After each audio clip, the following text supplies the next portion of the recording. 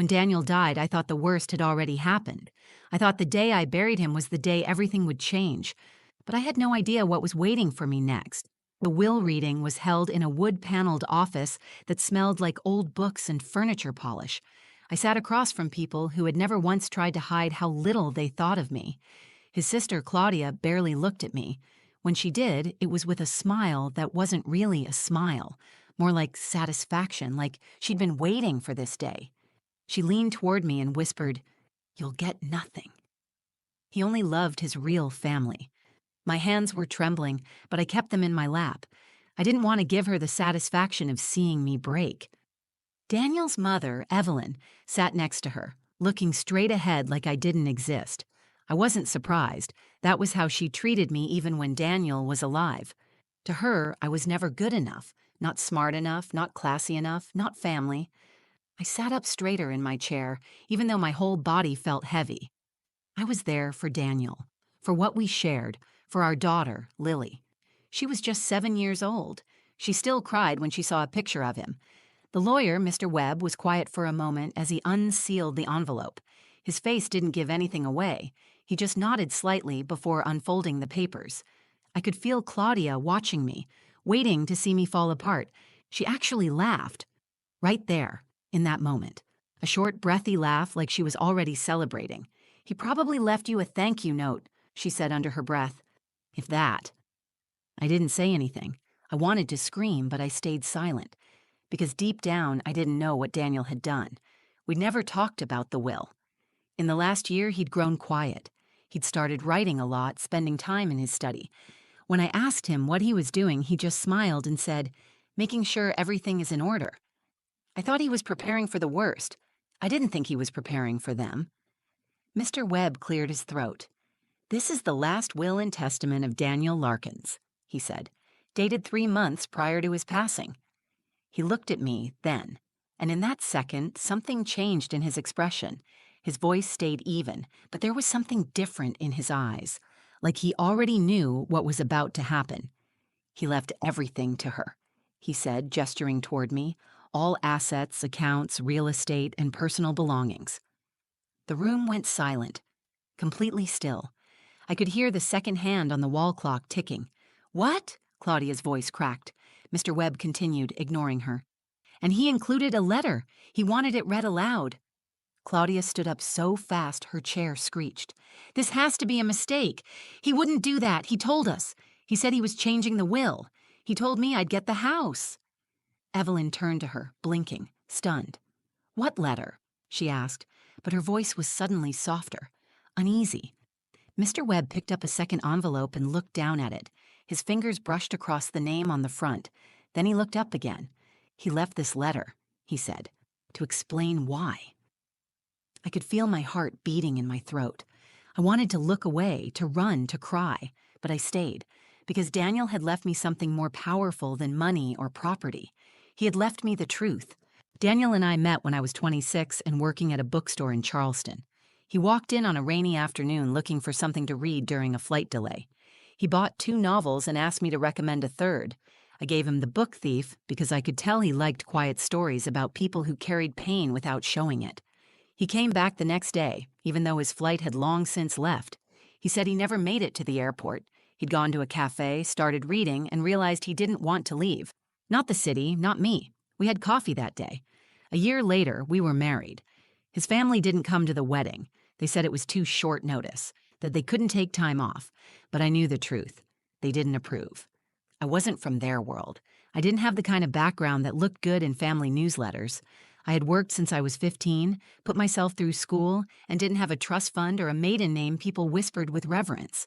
Daniel didn't care about any of that. He said I was the first person who made him feel safe, the first person who saw him. But that didn't matter to his family. Claudia told him outright that I was a mistake. His mother called me polite, but ordinary, like she was being generous. Still, Daniel stayed by my side. For years, we tried to keep a polite distance. We went to family events when we had to, smiled through the small talk, and drove home in silence. There were no fights or screaming matches, just cold smiles, backhanded compliments, and being left out of every family photo. When Lily was born, I thought things would change. She looked just like Daniel. his eyes, his quiet little smile. I thought maybe, finally, they'd see me as part of the family. But even then, they made it clear. Evelyn would send gifts for Lily's birthday, but never call. Claudia would post photos of her own kids online and tag Daniel, but never acknowledge his daughter publicly. It was always Daniel and his girl, never Jenna and Lily. Daniel used to say, "We don't need them." And most days, I believed him. We had our own world. Saturday mornings with pancakes, family walks by the harbor, late-night movies after Lily fell asleep. He'd hold my hand during the credits and say, "This is all I ever wanted." But near the end, he changed. He got quieter, more distant. At first, I thought it was grief. He'd lost a business partner and friend in a sudden accident. Then his own health started to fail. He didn't tell me everything at once. He didn't want to scare me. But I saw it in his eyes. He knew. He started spending more time in his office. Writing. He said it helped him feel in control. When I knocked, he'd smile and say, "Just putting things in order." We never talked about the will. It felt like something that belonged to another world. The truth is, I was afraid. I didn't want to think about a future without him. I didn't want to imagine Lily growing up without her father. And I didn't want to believe that Daniel, who had fought so hard to keep us safe from his family's bitterness, would leave me at their mercy in the end. When he passed, Evelyn didn't call. Claudia sent a single text. "We'll handle the arrangements." They didn't ask if Lily was okay. They didn't ask if I needed anything. And when the invitation came for the will reading, it felt more like a threat than a legal formality. The tone was cold, formal. No mention of condolences. Just a time, a place, a warning. I remember standing outside the office with Lily in my arms, her cheek resting on my shoulder, and feeling something I hadn't felt in a long time. Dread. Not because I feared they would take everything, but because deep down I worried Daniel had let them. And if he had, I wasn't sure how I'd ever explain that to our daughter. The room was too quiet. Even the ticking clock on the wall felt loud. I sat on the edge of a stiff leather chair while Claudia scrolled through her phone like she was bored out of her mind. Her heels tapped against the polished floor in sharp little beats, like a metronome measuring the time left until I broke. Evelyn, Daniel's mother, was seated across from me, perfectly still in a navy blue suit, pearls around her neck like armor. Her gaze wasn't on me. It never was. She looked past me, through me, as if I had somehow slipped into the room uninvited. She had always been like that. Polite in public, ruthless in private. Every time I tried to make conversation with her over the years, she'd respond with a tight smile and some subtle dig. She once said, "It's sweet how hard you try to keep up with Daniel. He always did date for comfort, not compatibility." I smiled back then, but inside I bled for days. Claudia finally looked up from her phone and said, "Do we even need to be here? I mean, it's obvious what's happening. He didn't update his will. He probably didn't have time." She turned to Mr. Webb, the family lawyer, and gave him a look I recognized well. It was the same one she gave waiters she thought were too slow. "I mean, this is all a formality, right?" she said, with a smirk creeping across her face. "We already know what's in it." Mr. Webb didn't respond right away. He adjusted his glasses and continued sorting the paperwork on the desk. His silence gave her room to gloat. "Honestly, Jenna," she said, turning toward me now, "you had your little fairy tale. You got your wedding, your baby, and your 10 years of playing house. But we both know Daniel wasn't going to let that continue. He told me he was fixing things." I wanted to scream.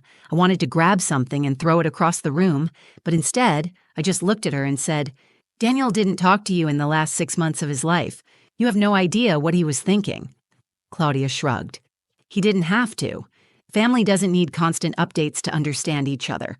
We just know." I looked at Mr. Webb then. He met my eyes for the first time and gave a small, unreadable nod. I wasn't sure if it was reassurance or just acknowledgement, but it was enough to keep me steady. Evelyn finally spoke, her voice cold but deliberate.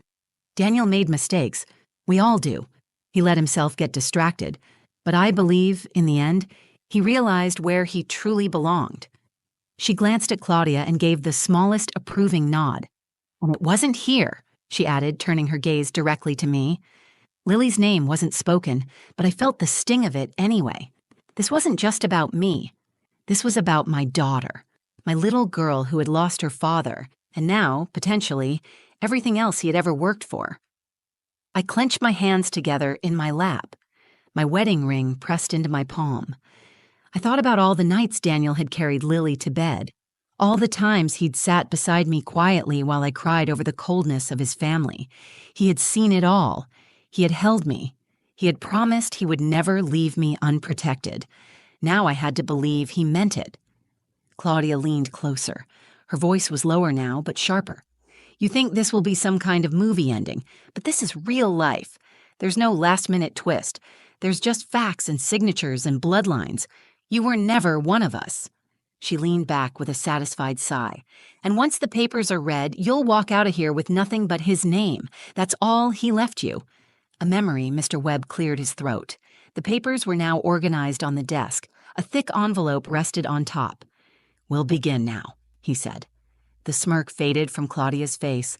I stared straight ahead, my heart pounding. Not from fear anymore, but from something stronger. Conviction. Mr. Webb's fingers moved slowly as he opened the thick envelope. The tension in the room had turned solid. No one spoke. No one moved. Even Claudia's smug expression had frozen, like she was suddenly unsure of her footing. I sat completely still, my back straight, my hands folded tightly in my lap. I could feel my pulse in my fingertips. It wasn't fear anymore. It was something sharper, something wired into my bones. I wanted the truth. Whatever it was, I was ready for it. Mr. Webb cleared his throat, unfolded the letter, and said, "This was written by Daniel Larkins and dated 3 months before his passing. It was delivered to my office by Daniel himself and witnessed under standard legal procedures." Claudia shifted in her seat. Her mouth opened like she was about to interrupt, but she didn't speak. Evelyn leaned slightly forward, her eyes narrowing. There was a flicker of something. Doubt, maybe. The first crack in her unshakable mask. Mr. Webb looked at me. Not coldly, not pitying, just steady, like he understood this was more than a legal formality. He turned his eyes back to the page and began to read. To my wife, Jenna, if you are hearing this, I'm gone. And I hate that. I hate that I'm not there to say this to you myself, but I need you to hear it clearly, without anyone else twisting the meaning. He paused. I could see the edge of emotion touch his voice, though he tried to keep it buried under professionalism. You were the only real thing in my life. You were the person who saw me when everyone else only saw what they wanted me to be. I didn't always say it. I didn't always show it well. But everything I built for you and Lily. Claudia let out a small sound, part scoff, part disbelief. But no one acknowledged her. Mr. Webb kept reading. My family never truly knew me. They knew the version of me that kept the peace, that smiled on holidays, that sat through lectures and nods of disapproval. They never knew the man who read poetry at 2 a.m. or cried watching Lily's dance recital from the back row. They never wanted to know that man, but you did. I felt my throat close. I held my breath and kept listening. I've seen the way they treat you. I saw how they looked at you like you were temporary, like you were a mistake I'd eventually correct. I'm ashamed I didn't defend you more, but I thought maybe, if I gave them time, they'd learn to love you the way I did. He paused. The silence in the room was so thick it felt physical, but they never did, and I realized they never would, so this is me defending you now. My chest tightened. My hands, still clasped, began to tremble. Mr. Webb continued, his voice slower now. I've left everything to you, every account, every property, every share, not out of spite, but out of love. Because you are the only person I trust to protect what matters. I know Claudia and Evelyn will be angry. I know they'll claim betrayal, but they never once showed up when I needed them most. You always did. Claudia stood up suddenly. This is ridiculous. This is fake. He said I would get the house. Mr. Webb didn't flinch. This is legally binding. If you'd like to challenge it, you may hire your own counsel. Claudia turned to her mother. Say something. But Evelyn didn't speak. Her eyes were on the floor, her mouth pressed into a thin line. For the first time since I had known her, she looked small. Mr. Webb folded the letter carefully and placed it back on the desk. Then he looked at me again. There's one more line at the end, he said. He unfolded the letter again and read, Jenna, this world was hard. You made it beautiful. Take what I've given you and make it brighter for Lily. The room was silent. I didn't cry. I didn't speak. I just breathed. For the first time since Daniel died, I let myself breathe deeply, because he had kept his promise.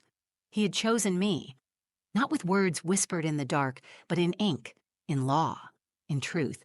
And now everything was different. After Mr. Webb finished reading the letter, the room was still. Not silent in the way people fall quiet during a conversation. It was the kind of stillness that happens when something ends, or when something too big to understand happens and no one knows what to say. Claudia stood frozen beside her chair, her hands shaking slightly even as she tried to act outraged. Her mouth opened like she was going to launch into another attack, but no words came out. Evelyn sat with her eyes locked on the envelope, unmoving. Her face was calm, but I knew better. Her calmness was a shield. I had seen it before, at dinners, holidays, hospital rooms. It was how she avoided showing fear. But she was afraid now. I could see it in the way she clutched her handbag with white knuckles. I looked down at my hands. I was still holding Lily's favorite hair tie, the one she made me promise to keep in my pocket while I was away. I had brought it for comfort, a tiny circle of elastic and glitter, shaped like a star. It felt like an anchor in my palm. I wasn't alone in that room. I had a reason to stand tall. Mr. Webb slid a packet across the table toward me. This includes all the legal documents, transfer deeds, and next steps. If you need assistance executing the estate, my office is here to support you. Claudia finally found her voice. This is theft. It's emotional manipulation. She got him sick and isolated him, and now she's cashing in. Her voice cracked halfway through, and it took all the venom out of her words. She was breaking apart in real time, and part of me wanted to feel sorry for her, but I couldn't. Not after everything she had said. Not after how she treated me in the days after Daniel died. Not after she looked at my daughter like she was some mistake that shouldn't have been born. She pointed at me. You don't deserve this. You tricked him into giving up his legacy. I looked at her, calm now, my voice steady. I didn't trick him. I loved him. And you'll never understand the difference. She turned to Evelyn, desperate now. Say something. You told me this wouldn't happen. Evelyn finally looked up. Her eyes met mine for the first time. I expected more cruelty, another final blow. But all she said was, It's done. And with that, she stood and walked out of the room. Claudia stayed for a second longer, her eyes darting between me and the door like she didn't know where to go. Then she followed her mother, the sound of her heels echoing down the hallway, like the last gasp of a battle already lost. I turned to Mr. Webb. Can I keep the letter? Of course, he said. It's yours. He wanted you to have it. I took the page gently, as if it might tear just from being touched. The weight of it hit me all at once. His words, his trust, his love, written out in ink and sealed away for this moment. I stepped outside into the bright afternoon sun. The light hit my face, and for the first time in weeks, it didn't feel sharp. It felt warm. I walked down the steps of the office, letter clutched to my chest, and called Lily's name into the wind, even though she wasn't there.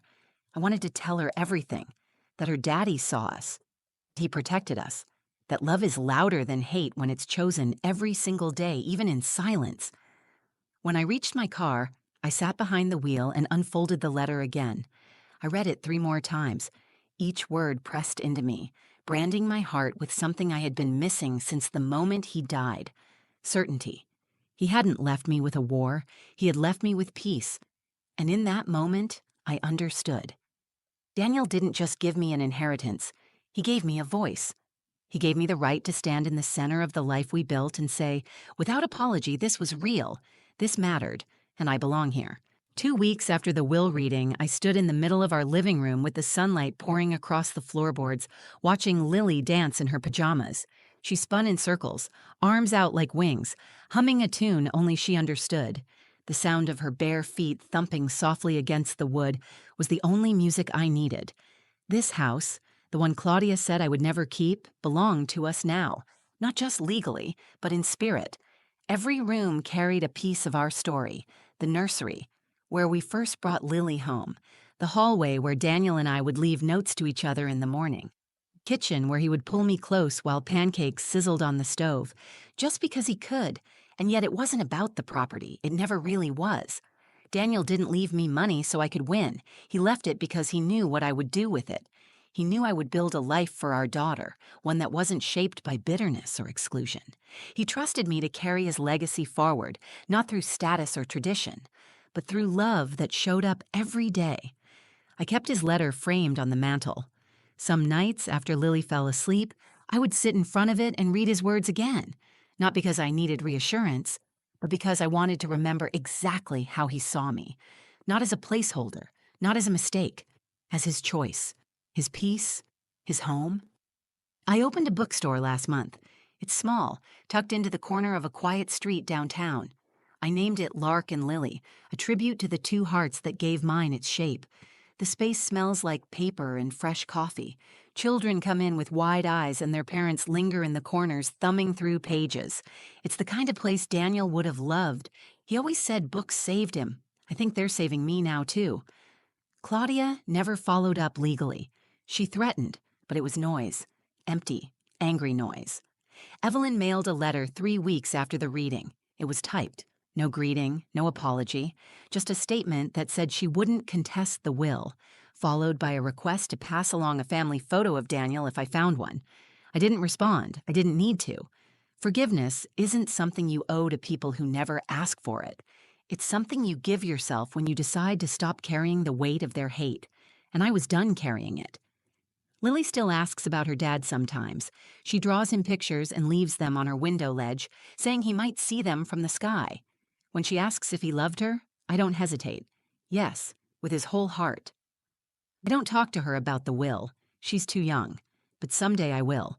I'll tell her how love doesn't always come with applause. How sometimes it's quiet and patient and brave. How her father stood up for us in the only way he could when time ran out. And I'll tell her that being chosen, truly chosen, is one of the rarest kinds of love there is. This story doesn't end with revenge.